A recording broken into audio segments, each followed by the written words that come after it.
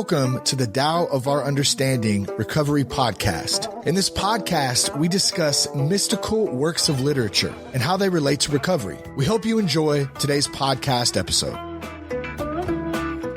Hello, this is Buddy C. Welcome to the Tao of Understanding Recovery Podcast.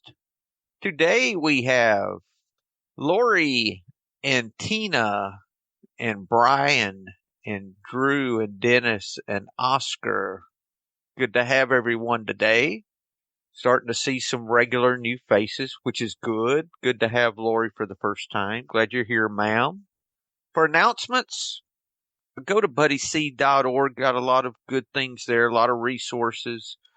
Got a resources page, got a bookstore page with all the books that we use here. I try to put it in the bookstore there.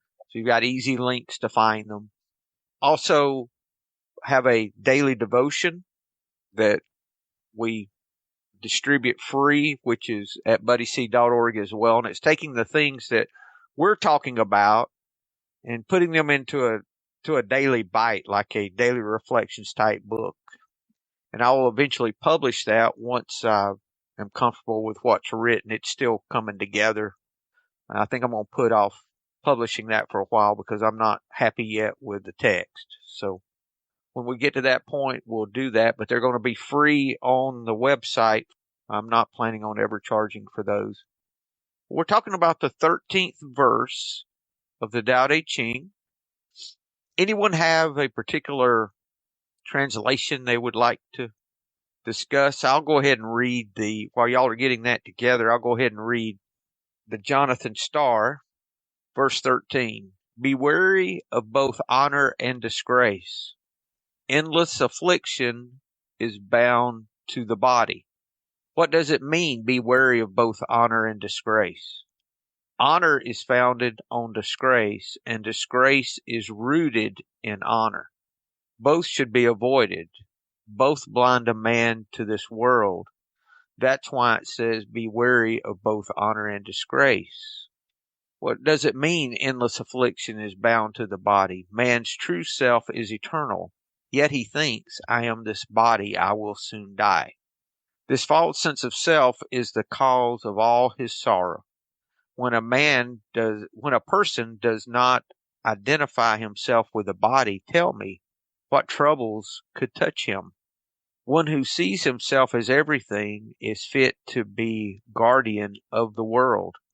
One who loves himself as everyone is fit to be teacher of the world. Man, that sounds familiar.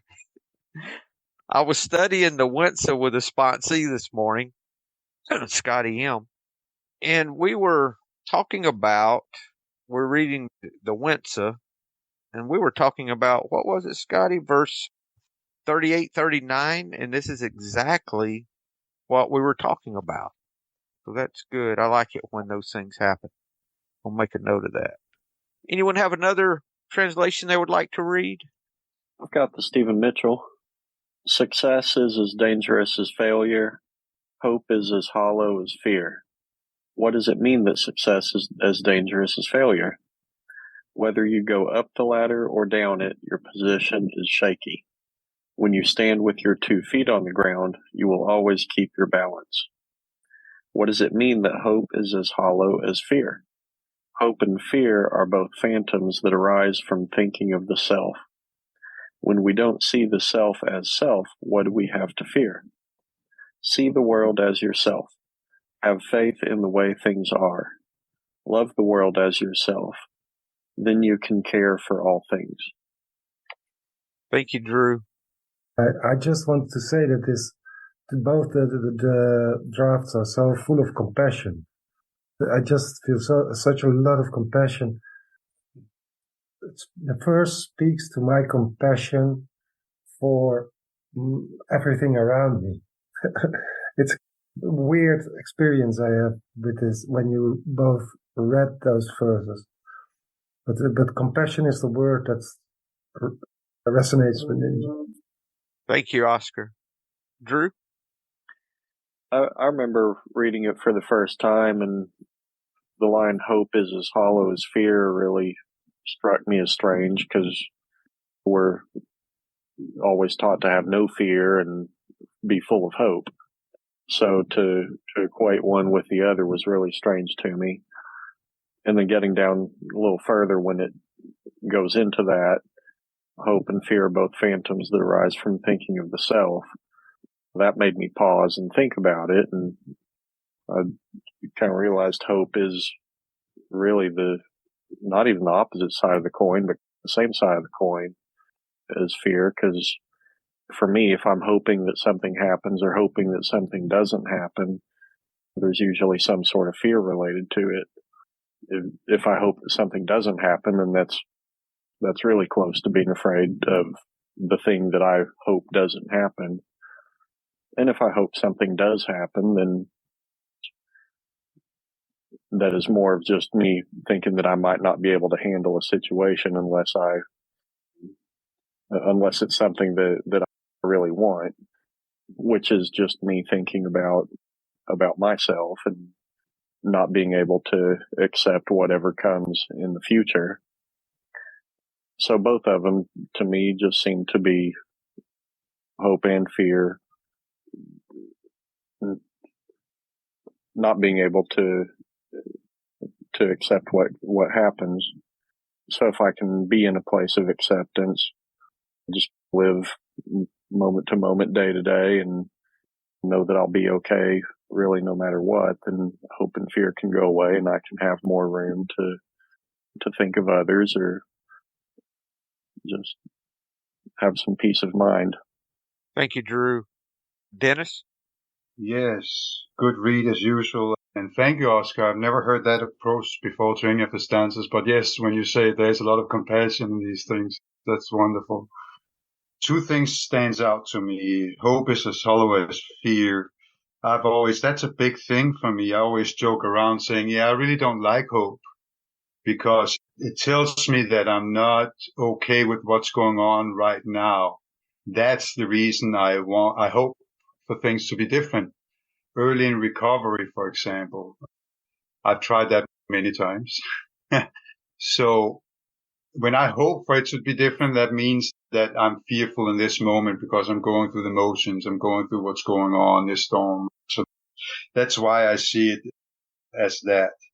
And then I like to say when we're talking about the self a little bit further down, it can become a little confusing, but it reminds me of the Bhagavad Gita, that we have a higher self and we have a little self.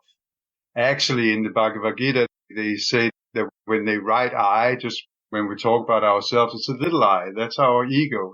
It's always there. We can't do anything about it. And then there's the higher self, the one they say there, when we don't see the self as self, what do we have to fear?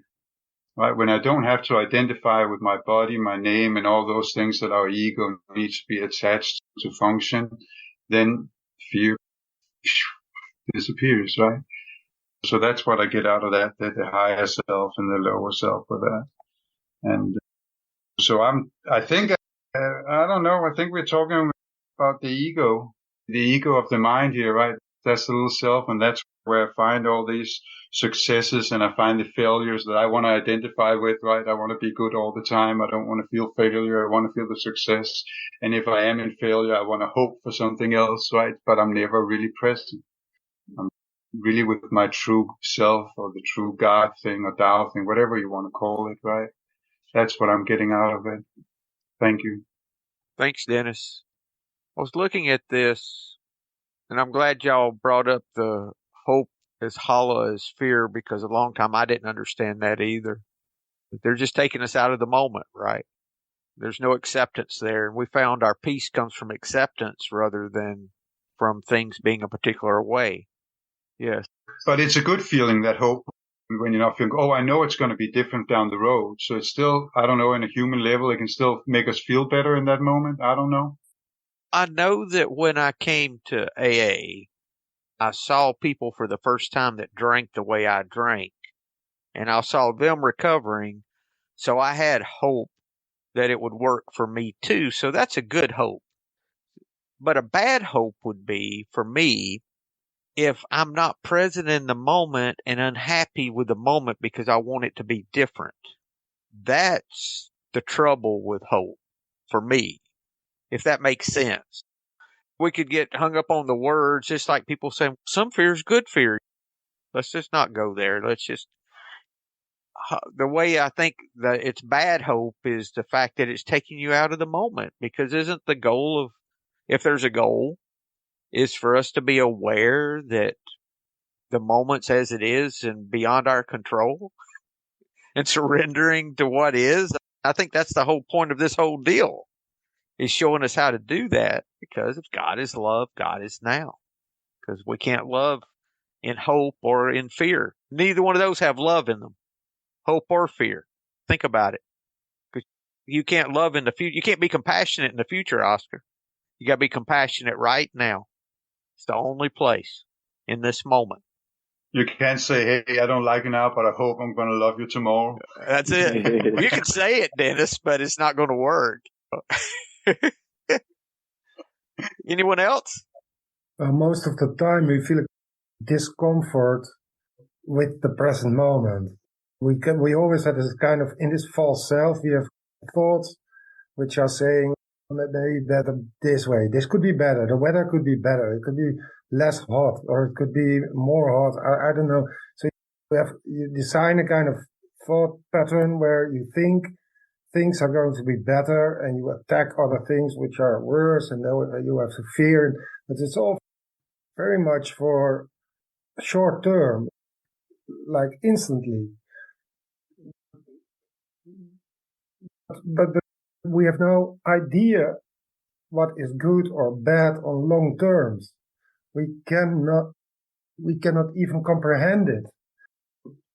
For instance, a rock bottom is the foundation of recovery, and it feels like the baddest moment in your life. And at the same time, years later, it was the best moment of your life. So how can it change so much? It's clearly that it's false. The interpretation is false. And that is a run by a false self, which is never in the now, because as soon as you are in the now, it disappears, because it can't live there. They can't combine. I can't be into Christ consciousness or into the Tao or into Buddhist nature or whatever name you give it, and at the same time hope for something else. It's not compatible. Thank you. Thanks, Oscar. Anyone else have something? That was good. Okay. Hope and fear are both phantoms that arise from thinking of the self. And there's a phrase, actually I used it not long, I think just a couple of days ago on the devotions. Selfing self. That's a Zen term. And that's one way that they describe the process of surrender. And actually we talked about it this week in the Zen study group, the book study. And that selfing self, I would look at as the same thing as loving love, or truthing truth, or any of those positive things you could put together. And if you want to look at the negative side, you could do negatives. You know, what I used to do all the time was fearing fear. That was continual, right? But this is the process of selfing self. In other words, turning that light around, looking within. When we don't see the self as self, what do we have to fear? Dennis? Yes, it actually just when you were mentioning it again, it reminds me of the third step.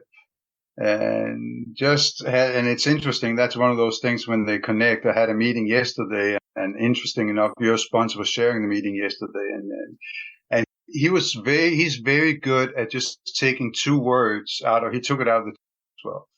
And I don't remember exactly how he put it, but it's just like when it explains that you cannot trust yourself anymore. And that's exactly what it is with step 3. If you really get into the pages 60 to 63 in the big book, where it says that we're really trying to control everything until we give it up to that power we don't understand. Some guys do understand it, but I don't. And that's actually so interesting. So that means I'm actually in step 3, I'm moving away from hope, fear, success, and everything that I think that I have control over to my true self. And I like that Oscar just used that word. I'm finding my true self when I find that power I don't understand. And that's also what I'm hearing here. Can I move away from everything as I think they are and me as I think I am and all those things? And can I move away and just rely on that power I don't understand? Right. And that's what it reminds me of when you talked about the hope and fear like that. Thank you, Dennis. If anyone does understand the higher power, please enlighten us because we're all in the same boat. But that's the boat I think we're supposed to be in. I used to have it figured out, Dennis. 15 years ago, if you would have asked me this and that, I had a box for everything. No matter what it was, I had a place to put it. So I felt secure in belief, which for me was a lot of fear based with that. How about this? This is MacDonald, that very last phrase. Love the whole world as if it were yourself. That's the self-selfing self. That's the surrender. Then you will truly care for all things. So we love first and then we start caring. We don't love because we care. Or we care because we love. Lori? So I have a translation that's different. I've had this book for decades, and it's nice to finally bring it out and look at it again. Seriously. So it's Ralph Allen Dale. So is it okay to read this? Oh, yes, please. Yeah. Please. It's different than the other ones, but similar to what we're talking about. It titles the verse, and some of the translations have a title, I noticed, and some don't. So this one says identity. Accolades can usher in great trouble for your body. Censure can herald misery. Why can favor and disfavor both be harmful? Because both accolades and censure, when filtered through self as ego, always place us in jeopardy. But when the universe becomes yourself, when you love the world as yourself, all reality becomes your haven, reinventing you as your own heaven. Only then will you transcend tense to fully be here now. Only then no harm will the universe proffer, nor you to her, for you will be not you but she, and both the universal great integrity. I like that. Avoid all extremes. I can remember as a kid, I would journal and I was always seeking out the middle way, intuitively, just looking for the middle way. And that's what I hear here is don't get too excited and don't get too sad. Just stay in the middle. I went to college. I'm the oldest of four. I have three baby brothers, 10, 12, and 15 years younger than me. I grew up in Colorado. And I'd never been around girls. I went to college and had a roommate, and she about drove me nuts. She was like, oof, so excited. And then so sad she was crying. And I just couldn't relate to that because this had been just intuitively the way that I dealt with life, cope.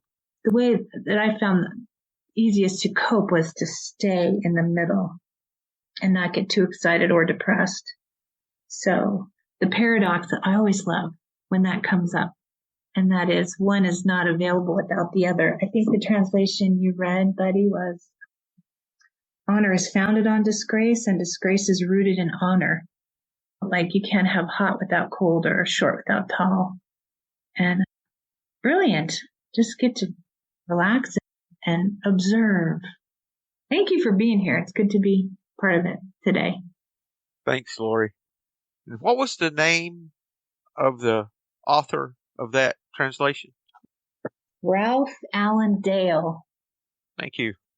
Anyone else? Love the world, the whole world, as if it were yourself. Then you will truly care for all things. Isn't that also when we are interconnected with everything, with others, with the world? That's the description of that we are okay with everything as they are. That's that peace and calm. That was the first one I did a real, that pause after step 4 and 5 where you have to sit still for a while. The first time I ever had that experience where I really felt connected again, because I was disconnected in my disease of alcoholism and addiction. And then when I reached that again, for some reason, that gave me a short glimpse of that. That is how I experienced the world as me, and I felt connected to everything for that moment. And that has been the chase ever since. And then if you go into sin and this, and then you realize if it's a chase, you're never going to get there, right? Because it's always there. It's just I'm deviating from it all the time, from a human mind, right? Yes. We can't have desire because we desire it. Because when we desire, we're saying we don't have it. Yeah, exactly. And then we're into the dualities again that we just hear Laurie talking about, that you can't have short without tall and all that. It's so interesting. And when we get into it, it's so simple, right? So whenever, and I still struggle with that. Is it my will? Is it God's will all the time? And normally God's will don't come with a struggle. I've realized, but my will always does. There's always, and still I can go on for days over something. I don't know about this situation. What do I do? And then if it comes easy, here we go. So interconnected with everything. That's it. And what is it that Katie Byron is saying, right? That's her way of God. What is that? I'm falling in love with this present moment. Or what is that? What is? I'm falling in love with what is right here, right now. Right? Isn't that all of recovery is that last stanza? I'm just going to read the 4 I have. Guy Fu Fang, Stephen Mitchell, MacDonald, and Hogan. That last phrase. Surrender yourself humbly. Then you can be trusted to care for all things. Love the world as your own self. Then you can truly care for all things. That's Guy Fu Fang. And Mitchell, see the world as yourself. Have faith in the way things are. You brought that out, I think, Dennis. That's good. Love the world as yourself. Then you can care for all things. Same thing with MacDonald. And then Hogan says, fear can keep you from getting the job done, but confidence can get you in over your head. Walk tall, but don't get cocky. Know your limits, and nothing can ever hold you back. Deal with what you can. The rest will follow. Usually Hogan rings with me, but that one doesn't. Comments, anyone? Can you please say Hogan's again? I was zoning out, buddy. The last 2, I'll do his together. Fear can keep you from getting the job done, but confidence can get you in over your head. Walk tall, but don't get cocky. Know your limits, and nothing can ever hold you back.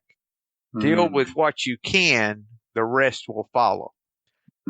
When I see deal with what you can, that tells me I need to roll my sleeves up and work harder and do better. When it's not, dealing with it is not working harder and doing better.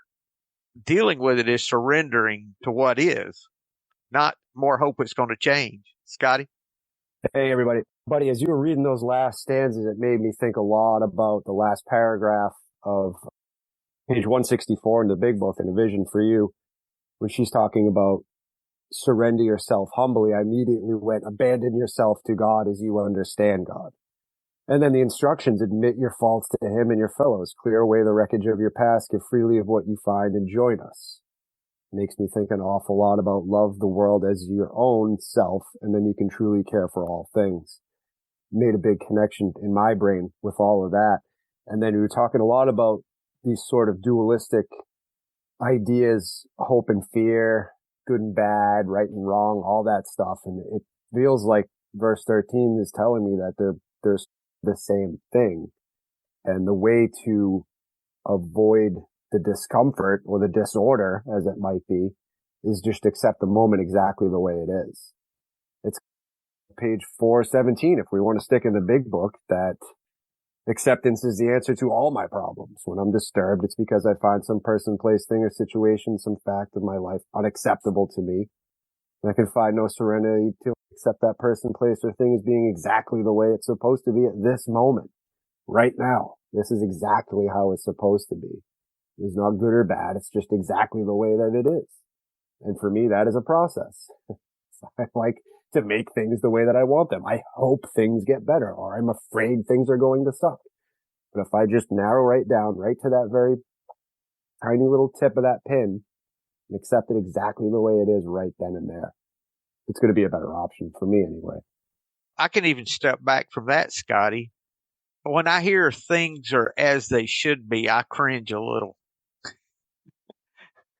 Just me. Things are just as they are, even. You could take it a step back from it. As they should be gives me the idea that the strings are being pulled out here somewhere. And I've gone to the thinking that currently keeps changing, that life is like a river, and as we surrender self, learn to love the world, we can get more buoyant, and then we start attracting the things to us. I think that's why sometimes something will happen and you're thinking, wow, that's exactly what I wanted, but it didn't work out. Why didn't it work out? And then something else will come along. And I think it's like we're attracting these things by what we're desiring, because we know that what we seek, we find. We know that. I've sought things that weren't good for me, and I got the thing that wasn't good for me. The things I'm truly seeking, I'm going to find. So I was just putting all that together with what we have here, and really selfing self, surrendering, learning to love the world as if it were us, puts us in that place that, and I think all these things just work into something good is what happens. So do I go right or left? It doesn't really matter. It's going to work into something good. We don't have that idea that I had to hear from God and it had to be this way, and it was this will for my life that was ironclad, and then I didn't make this decision, so I screwed the whole thing up. All of that thinking, I can just let go of and just know, I know this is going to work into something good.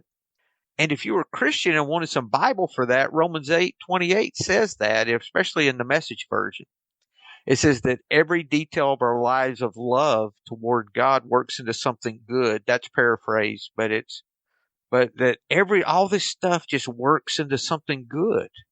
That's even more miraculous for me than thinking that it's all providential. I fall down the steps and I say, "Woo, I'm glad that's over with." I don't know if it's like that or not, but I know that these things work towards something good. I can see that in the past. If I look back, say, wow, that, and the good and bad, hope and fear. I'm thinking of them like a coin. I was told this. I didn't come up with this, that the moment is like a coin. Good and bad are two sides of the same coin. So if we can think about the moment like a coin, that it's just as it is, it's all one thing, not I've got to work to make it good or I'm getting punished for bad. All that thinking, judgment thinking. If we learn to love the world as if it were our own self, which is what we're taught in all of our disciplines, we're taught that this is the same thing. Then we can care for all things. Then we can be right sized. Who mentioned third step? I think, did you mention it, Dennis? I think that really is the third step, that we made a decision to turn our will and our lives over to the care of God as we understand God. That's the decision. This is doing the decision we made.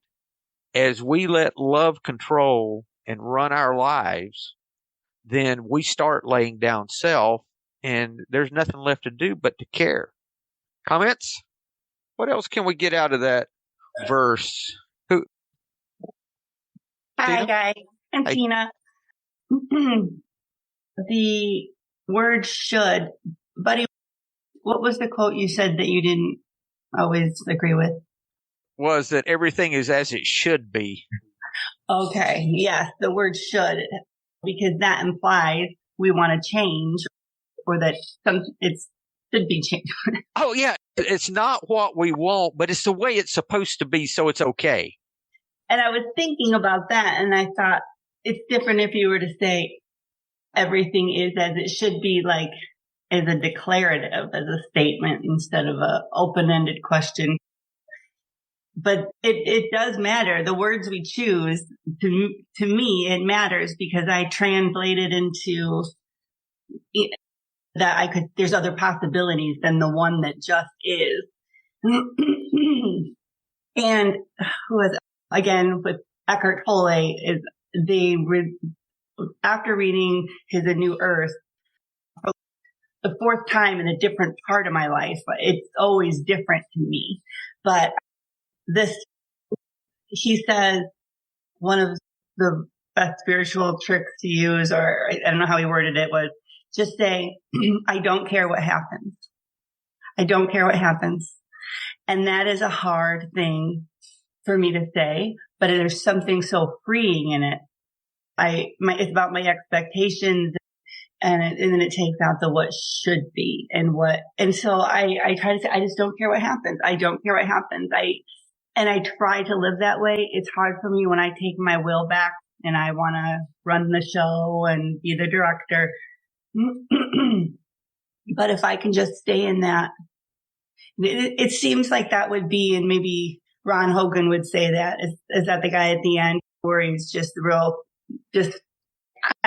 I don't care what happens. It's a very cool way to say that. So those are the things that were coming up for me. Thanks, Tina. Dennis? Mm-hmm. Yes, that's good. I'm always getting happy when somebody else besides me is mentioning Eckhart Tolle. And I want to see Buddy's reaction because he still sees him as that little mouse. I see him as the enlightened Mr. Bean. But still, I draw from him all the time. He's amazing. Anyway, I thought it was about time, Buddy, to read about this book that's called Powerless But Not Helpless, that somebody here might have been written sitting here. And that's your interpretation, just to stop joking about it. And verse 13, your headline is, we can escape suffering.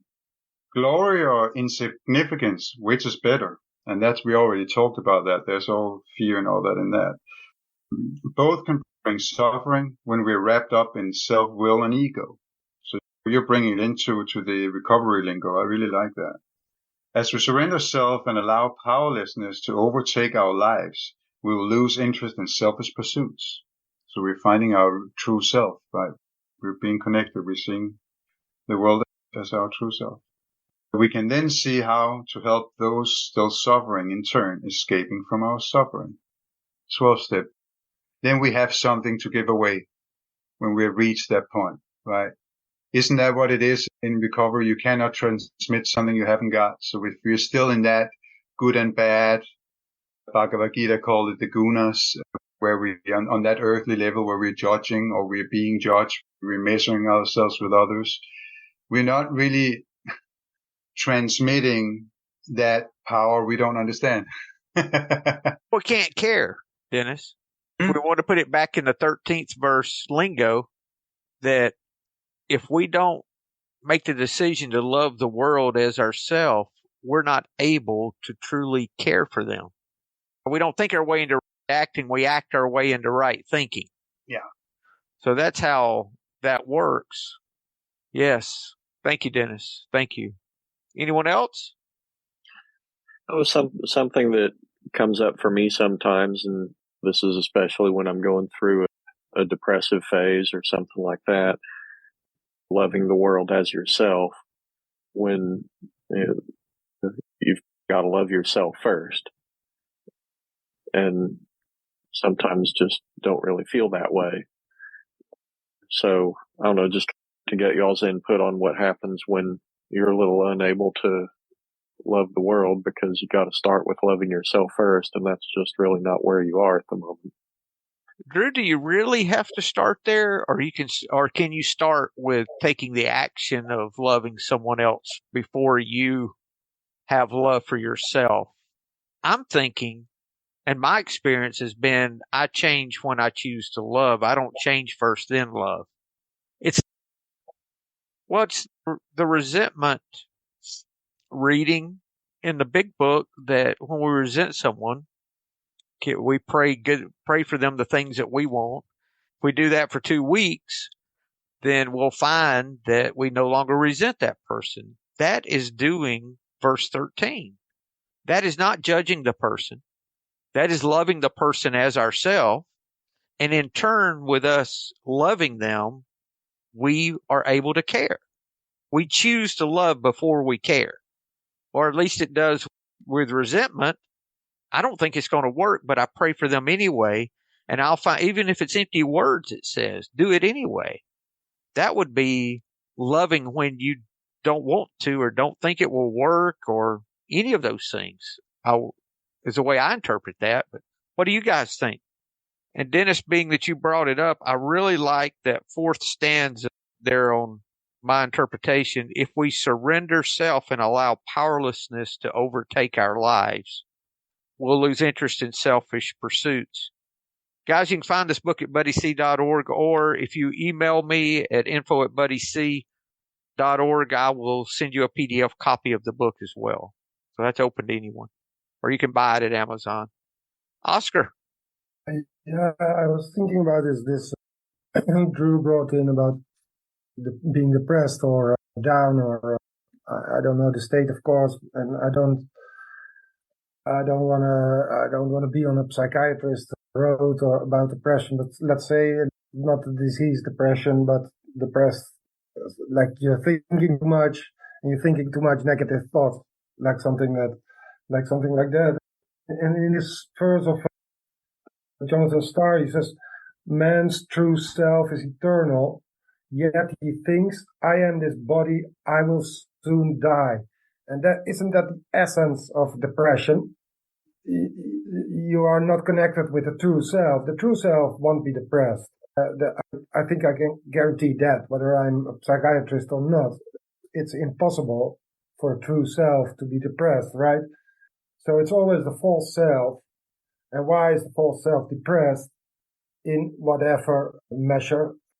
Because he knows or he thinks, I am this body and I'm going to die.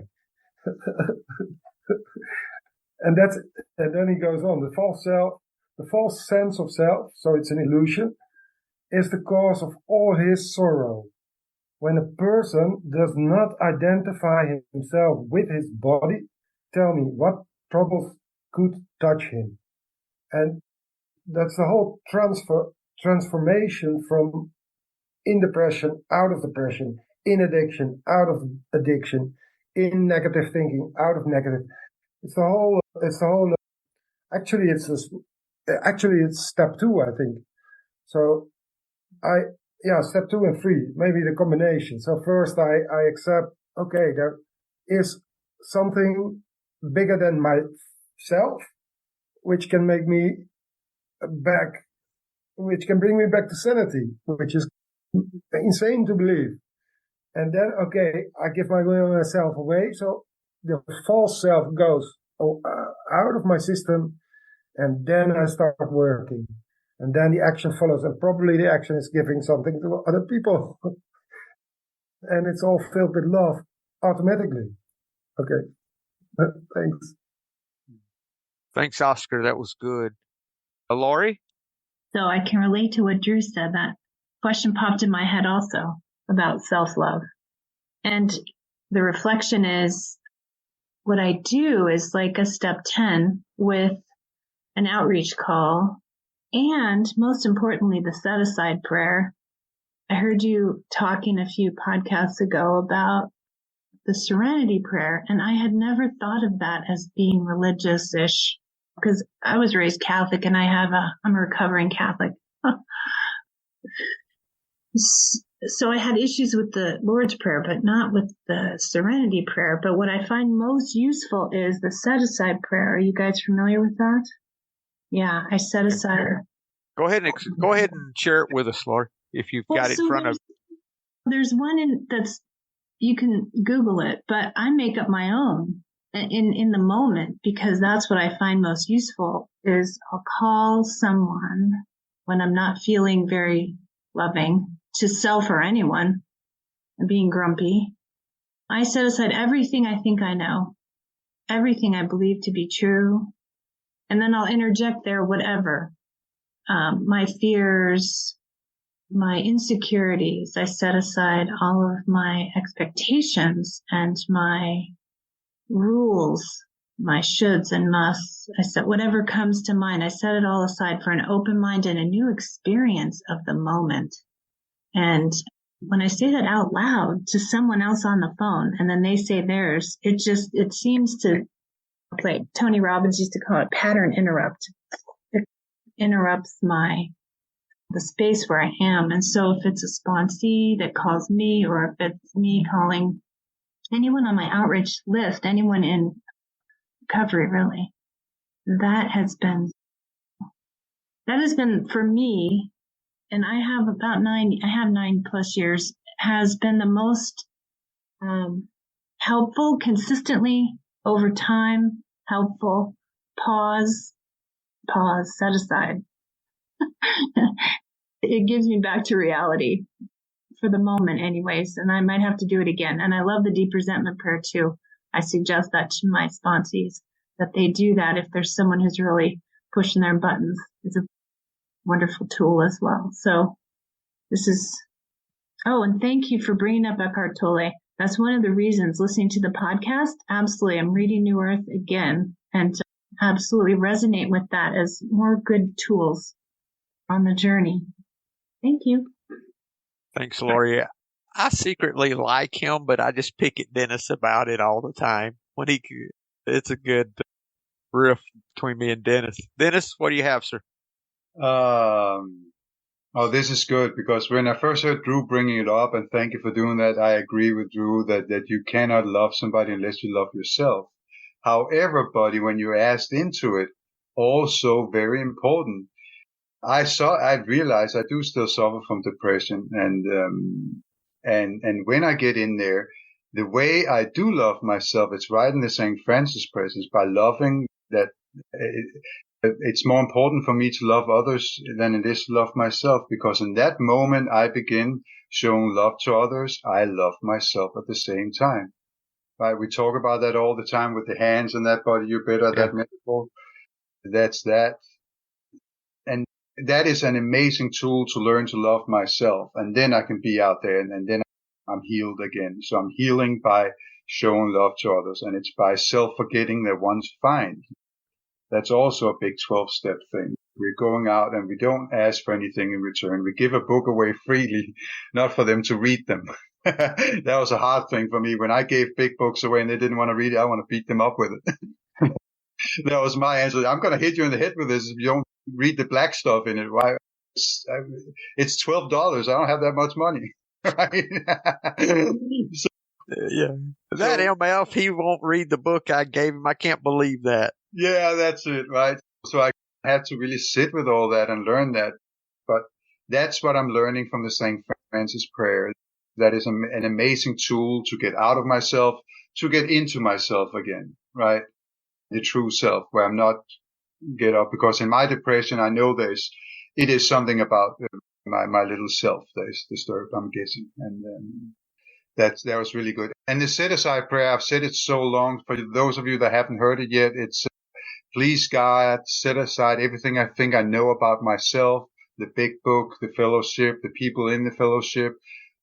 And then you can add on, for me, it's my spouse and everything else so you're going away from those thoughts and those judgments to just what is, right?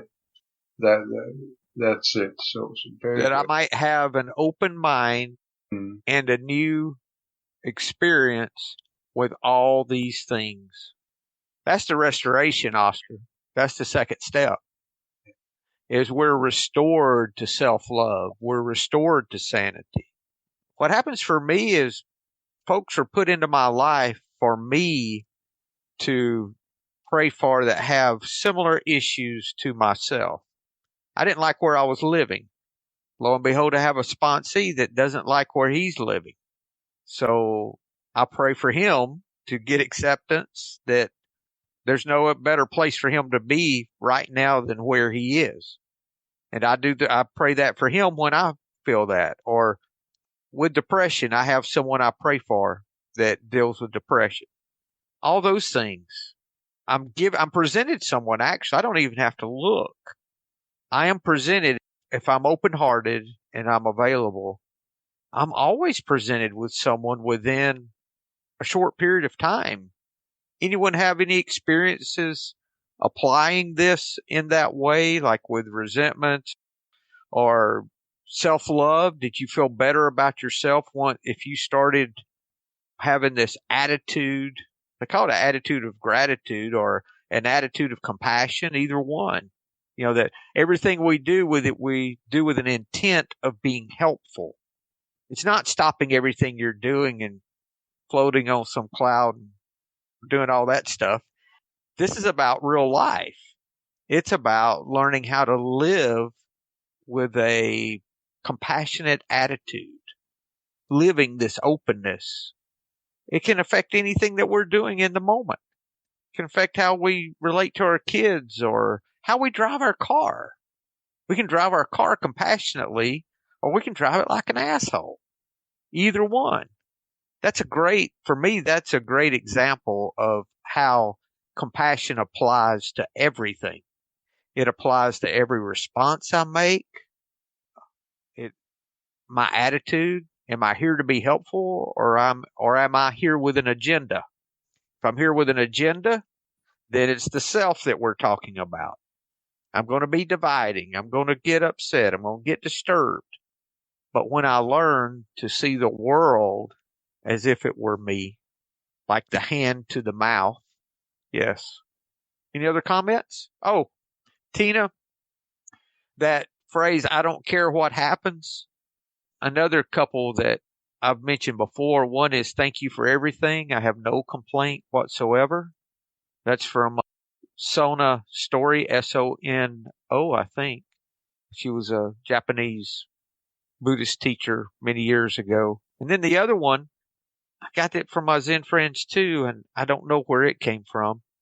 I would not change blank even if I could. That's a step past I don't care. So those things help me with acceptance, but we just come back to the same thing almost every time, which is accepting the moment as it is right now. That doesn't mean we approve of it. Doesn't mean we like it. But once we accept it, I find peace right now, no matter how, quote, good or, quote, bad it is. That's good. This is very good. I was just thinking one thing just because we were bringing up Eckhart Tolle, for those of you who want to read him, there's a little depressed, start with The Power of Now instead of A New Earth. I'm just saying New Earth can be a little depressing when you read it, because he does describe the collective ego that we all have, because the world is really ego driven. We know that. And the reason, here's a simple way to see it. We identify ourselves with everything.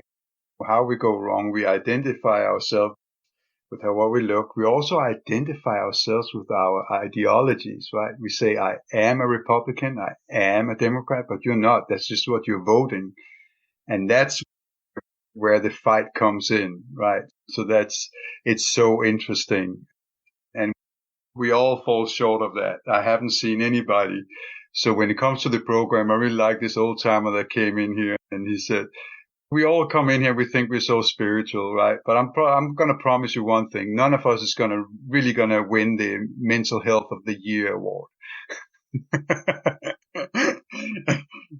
I really like when we can be a little human. Sometimes we like to polish ourselves up, right? And it's so interesting to see when I can deviate into that. Here I go again. Thank you, Dennis. Hi, I'd like to say one thing. At the beginning, when we were talking about hope, and Buddy, you brought up when we were in our cups or hitting our bottom, how hope was important at that time. And I think there's been a time when, and recently, past year, where my depression has gotten, up and down, but during one of my downs, I remember feeling hope, whether it be from someone in a meeting or a podcast or something, but sometimes it was so important to me, that hope. So I wanted to just distinguish between, because my buddy, like a long time ago when we first did this, I remember this hope, spiritual hope. I think that's the term we use. We wanted to say spiritual hope is different, or I don't remember the conversation. I should go back and listen to it. But I do remember shortly after that, Tara Brock did a podcast on, I think she called it Spiritual Hope. And she didn't talk about the Tao in it, but it was very relatable. But that hope when I'm depressed, I think is so important. And I also want to say that you never know, where you're going to get it, but also that goes for, I love the quote that says, if you're having a bad day, you need a meeting. And if you're having a good day, the meeting needs you. And I try to remember that it's not always about me. And sometimes other people need hope, just hearing whatever you have to say. But that was on my heart to share because that's a sensitive subject for me, because I was like, don't take away my hope. Sometimes that's all I have. Not that you're trying to take away hope, but I also can see how it can be loaded if you're wanting things to change. So I'm really fascinated by it. And I think I will go back and listen to that other the podcast he did on it. It was a long time ago. But yeah, thanks. Tina, it's not as much, we think that we get our peace and joy from things being different. Make this better and I'll be happy. Make this better and I'll be happy, blah, blah, blah. But what we find is that the peace we're looking for is not in things changing, but it's in accepting things as they are. So that's what I found. That worked for me and continues to work for me. Once I gain acceptance of something as it is, that doesn't mean I don't want it to change or I wouldn't like for it to be different. But if we accept it as it is in that moment, I found peace then, not in preparing everything to make all these change. If there's something to change, do it. But that doesn't mean that your peace is in that action. Try it sometime. When you're angry, just allow yourself to be angry for a moment and see if it doesn't leave. I am angry at blank. I don't like the way, whatever. And just sit with it for a minute and see if it doesn't start dissipating and just leaving. That's my experience when I don't fight it. I don't even have to pray good things for the person. If I just let myself be angry, a lot of times it'll just leave, because a lot of times I find that, well, almost all the time, it has nothing to do with them. It's all about me. It's always my response, my reaction. It's not the thing. It's my response to the thing. So if I'm hurting, I open my heart and ask for someone to help. Someone may come to mind. Someone may be put in my path. I don't know. But as long as I'm open, then I get in that flow of life that we talked about earlier, that things just come together. Yeah. Good meeting today. Thank y'all for a great conversation. Hello, this is Buddy C. I wanted to make you aware of several recovery-related resources that I've posted in the episode description. These resources include a list of recovery podcasts, a free sober meditation app, daily recovery email, shared Google recovery calendars. Hope you put some of these resources to use and have a great week. Thank you for listening to the Tao of Our Understanding Recovery Podcast. If you enjoyed this episode, please share it with your friends in recovery.